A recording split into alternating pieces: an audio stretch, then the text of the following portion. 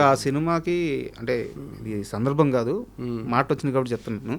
ఆ సినిమాకి first show కాక ముందు నుంచే నెగిటివ్ రివ్యూస్ స్టార్ట్ చేశారు వాంటెడ్గా. అవును, అది ఇప్పుడు కాదు. ఇప్పుడు మీరు టాక్సీ వాళ్ళ సినిమా తెలిస్తే, టాక్సీ వాళ్ళ సినిమా మొత్తం లీక్ అయింది. సినిమా రిలీజ్ కంటే 1 నైట్ 2 నైట్స్ ముందు సినిమా మొత్తం యూట్యూబ్లో వచ్చింది, చాలా మంది చూసిండ్రు. నాకు ఇప్పటికి గుర్తుంది, విజయ్ ఆ పాత ఇంట్లో ఫ్లాట్లు ఉన్నాడు, అది తెలిసి హీ వాజ్ లిటరలీ క్రైమ్. ఇంత హార్డ్ వర్క్ చేసినా ఇప్పుడు ఎట్లా సినిమా అది ఇది ఏడ్చేసారా? ఏడ్చిండు, లిటరలీ ఏడుస్తున్నాడు. అయినా కానీ సినిమా రిలీజ్ చేయాలంటే అల్లు అరవింద్ గారు వీళ్ళందరూ ఇప్పుడు వేస్ట్, అది మనం రిస్క్, అనవసరంగా డబ్బులు వేస్ట్ అది అని అంటే అట్ ఎనీ కాస్ట్ చెయ్యాలి సార్ ఇది.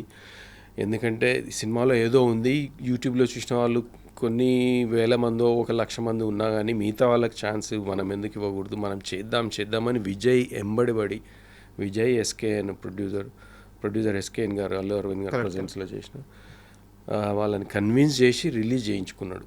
అది ఇంకే హీరో ఉన్నా కానీ అంత పెద్ద ప్రొడ్యూసర్ చెప్తున్నారు అంటే రూమ్లో డోర్ వేసుకొని ఏడ్చుకుంటూ అయ్యేది. కానీ వాడు చేసినందుకు వాడి ఫైటే again he fought for it. Release చేసుకున్నందుకు అది 100 crores 40 crores ఏమో కలెక్ట్ చేసి పెద్ద హిట్ అయింది.